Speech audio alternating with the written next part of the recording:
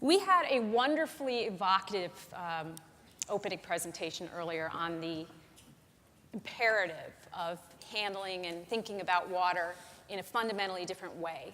And that's what we're going to do for the next 20 minutes on this panel. I have a terrific group with me, and I'm going to try to go in order, although, heck, I'm prone to making mistakes on stage. But Michelle Wiley is the Chief Engagement and Senior Director at Land O'Lakes for the SUSTAIN program there. Land O'Lakes is one of the country's biggest cooperatives. So she will be speaking about this issue from the perspective of the food system, right? Stewardship from farmers to food companies. We also have Pedro Sancha. He is the Senior Vice President at Ecolab and General Manager of the Nalco Water Division. And that Ecolab is a company that has more than 3 million customer locations, and across 40 different industries, they have helped their customers save 171 billion gallons of water. And that is enough to serve the drinking needs of 590 million people. So pretty impressive results already. And we are also joined by Todd Brady, the Director of Global Public Affairs and Sustainability at Intel Corporation. And this is a company I know very well as a former tech journalist, but since 1998, the company has invested more than $234 million, that's probably a slightly outdated number, but in water conservation measures.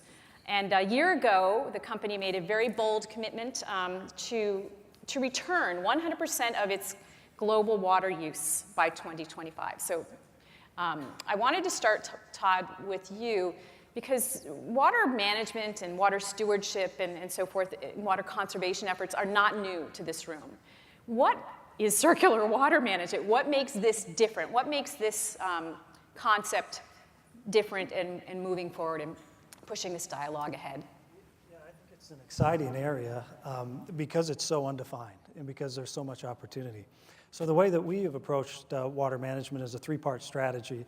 First, focusing on our own operations, as you mentioned, investing in water conservation with partners such as Ecolab to reduce the amount of water we use in our operations.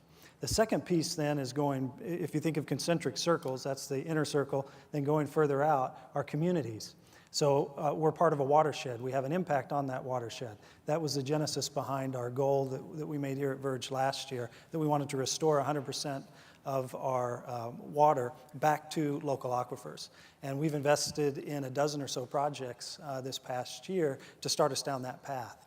So we're excited about that.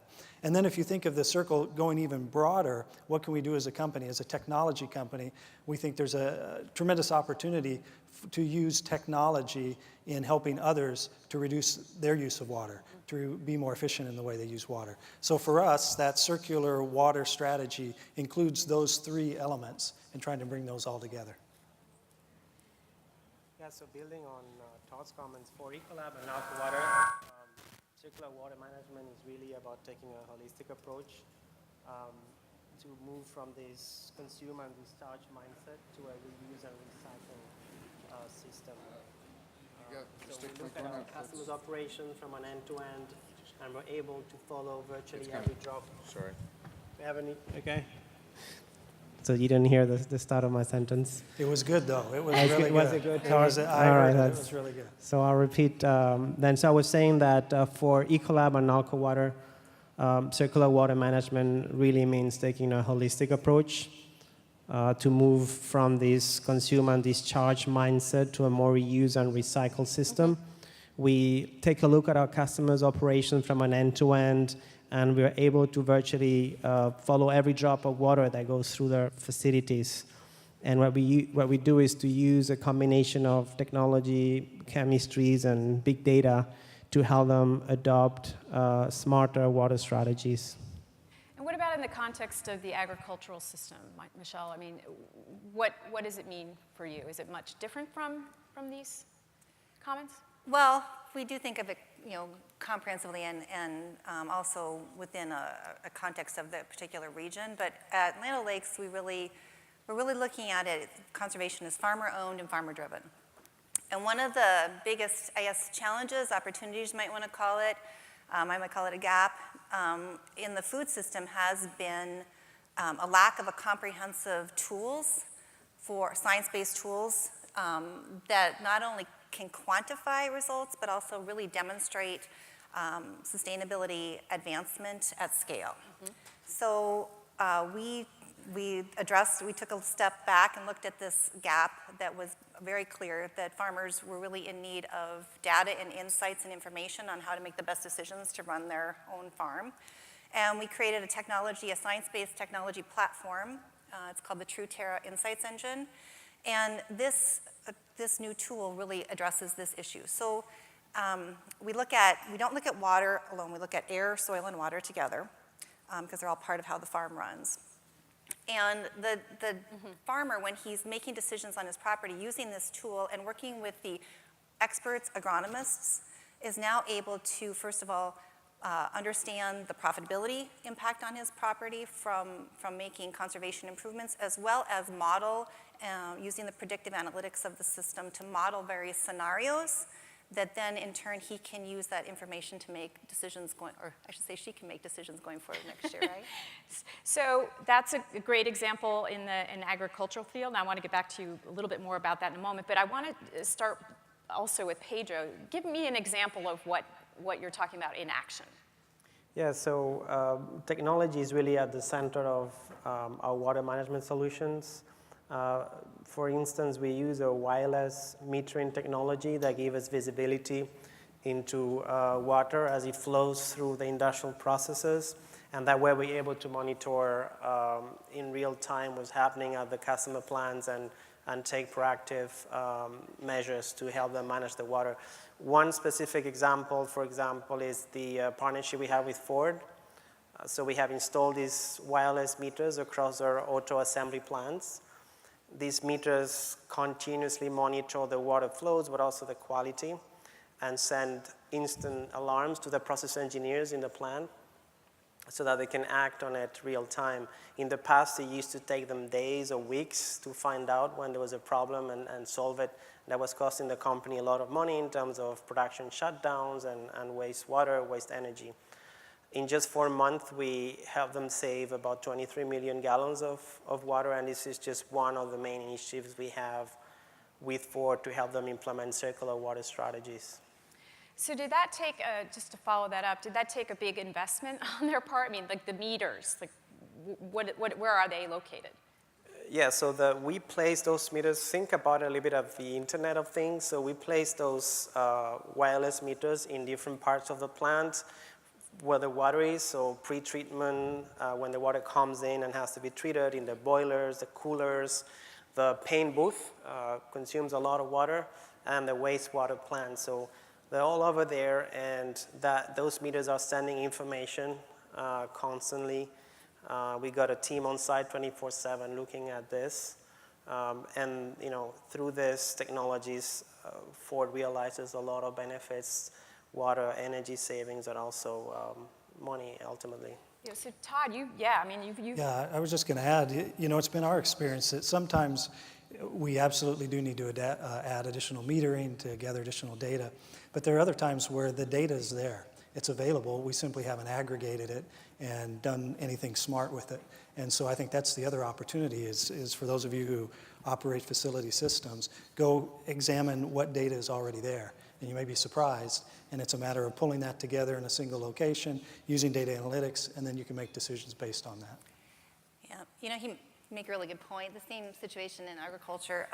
There's data and there's been information available, but putting it together using scientific algorithms that actually provide insights and actionable things that the farmer can actually do. It's the same situation in manufacturing plants. If you may have the data, but if you don't have that congregated into a way that tells you here are the 3 or 4 things you can do, and then have some sort of ability to predict what the outcomes will be to lower the risk of making these other decisions, the data isn't really worth much. You have to have those insights that come out of the technology platforms that we have today. What objections did you meet when you started thinking about this in your plants? I mean, Intel has very rigorous water requirements in its manufacturing facilities. So what did you come up against when you started thinking about how to treat water, literally, differently? Yeah, I think the general desire, I don't know that we have objections. I'm trying to think if we had specific objections. I think it was more around how can we strategically tackle it in a way that there's a positive return on investment for the company. So we don't, although we certainly want to save water, we're not in the business of simply saving water, we're in the business of manufacturing chips and doing that in an economically feasible way. And so I think it's critical that one looks at that holistically and says, okay, how can we address this problem or this challenge around water usage, but do it in a way that we can reduce our costs, improve our yields, and pull all of that together. But you have very, like I said, very rigorous requirements in terms of purity and what you're doing with that water. How did you get around that? Like, what did you have to do with that water to get to the place where you could keep putting it through the system? Yeah, and it's a continual, ongoing basis. I think when I first started at Intel 20 plus years ago, it took 2 gallons of water to make 1 gallon of ultra-pure water. Today, so what's that, about a 50% efficiency. Today, our efficiencies are over 90%. So we're almost at a 1-to-1. We're not quite there yet, and maybe never will be because we've got to remove the impurities. But as we work with partners such as Ecolab and other partners that we have, the technology continues to improve. We can continue to utilize it. And then the other thing that we've learned along the way is what can we do with the water that's not as pure? Well, we can reuse that in our facility systems. We can use that in systems where you don't need that same level of purity that you need for water that's physically touching the semiconductor wafer. What other stakeholders need to be part of this, right? So we're all private sector here, public sector, water utilities and so forth. Who else needs to be involved, and what data do they get to see? Yeah, so water is truly a shared resource. So your water management practices have an impact well beyond your fence. So that's why it has to be tackled within your watershed. So while it's a global problem, it's important to understand that the water stewardship needs to be understood in the local context, because a problem in a location or watershed can be very different from a problem in another one. So definitely reaching out to other water users, whether it's the communities, agriculture, as we discussed with Michelle, or other industrial users is very important. At the end of the day, it's a collective problem that requires collaboration.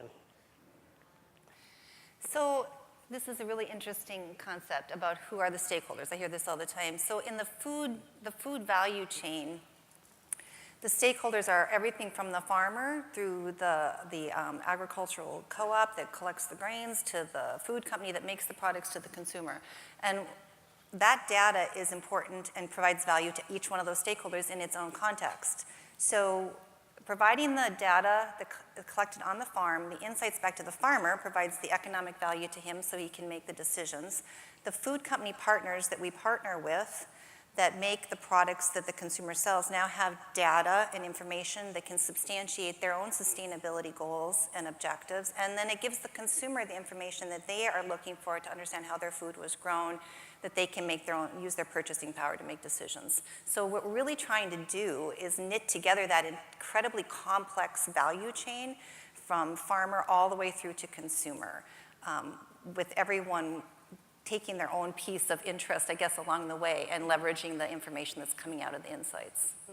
Yeah, and if I could add to that, as we've expanded our water conservation efforts beyond the walls of our factory and into the watersheds more broadly outside of Intel, we've done several projects thus far with various agricultural groups, National Forest Foundations, many other NGOs. And what has become apparent, very clear, is there is opportunity for dollars to flow towards water restoration that result in far greater impacts to the local watershed than what we can do alone as a company. And so working with nonprofit groups, working with for-profit groups like the agricultural industry, but other industries as well, and then government agencies. There's an opportunity, I think, and we talked about this in one of our lunch discussions, to create a framework whereby, a market-based framework whereby money is drawn into those areas where it can save the most water, conserve the most water. There's big opportunity there, and I think it's pretty exciting, and those here in the room can help make that happen. We've talked about the role of data in making this happen and real-time information and so forth. What other technologies are going to be instrumental in the circular water movement?